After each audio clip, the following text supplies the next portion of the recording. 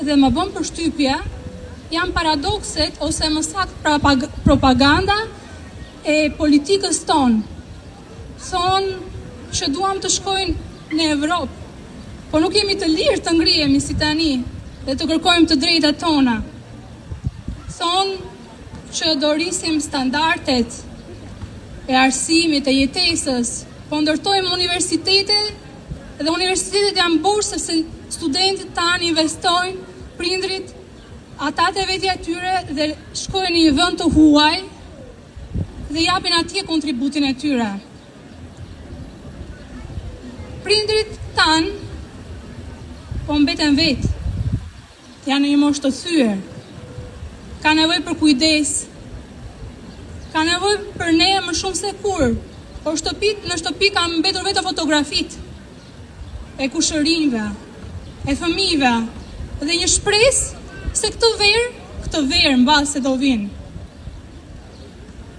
Unë nuk e di se si mund të heshtim në këtë lloj situate, miq. Sepse është vërtet kritike, heshtja sot na kushton të ardhmen ton, të ardhmen e fëmijëve. Dhe nuk kemi pse të kemi frikë. Përkundrazi, duhet të kemi frikë nga mungesa e lirisë.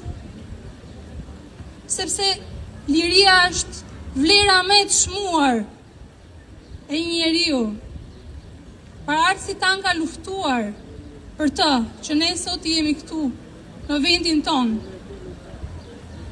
Unë dua të lexoj edhe një shkrim që e kam bërë, përfshin edhe situatën sociale. Nuk kanë frikë, e kam titulluar. Nuk kanë frikë. Thonë mos fol se është e rrezikshme për punën, për të ardhmen, për jetën. Por jeta më ka mësuar diçka thelbësore. Frika duhet të mposhtur, jo vetëm kur bëhet fjalë për çështje madhore, me rëndësi etike, por edhe në çdo aspekt të jetës. Nëse zgjedhim jetën, nuk ka vend për frikë. Unë më shoj fort këtij lejtmotivi sepse e ndjej se frika po na shuan gëzimin dhe vullnetin për të jetuar. Kemi frikë të flasim lirshëm, frikë të reagojmë kur na cënohet dinjiteti, frikë të mos lëndojmë dobësitë të tjerëve, të cilët nuk duan të ndryshojnë, frikë të jemi vetvetja sepse ngurojmë mos dukemi ndryshe, mos ndihemi të refuzuar, frikë të duam sepse mund të lëndohemi sërish, frikë të ndërtojmë familje, sepse ardhmja duket e pasigurt, frikë nga mendimet tona, deri në pikën ku nuk dallim veten prej tyre. Frika është një frymë e errët, e rëndë, që e tkur shpirtin e njeriut. Aty ku ajo sundon nuk ka paqe, gëzim, krijim dhe as gjallëri. Prandaj them me bindje, nuk kemi arsye pse të kemi frikë. Përkundrazi duhet të ndjejmë frikë nga mungesa e lirisë. Sepse kjo është gjendja ku mund të bjerë një shoqëri kur i shkelet dinjiteti, i përbuzet jeta, ku revolta i kthehet në tallje dhe ardhmja në lojë, ku besimin e bukura, e mira dhe e vlefshme gëryhet nga politika denigruese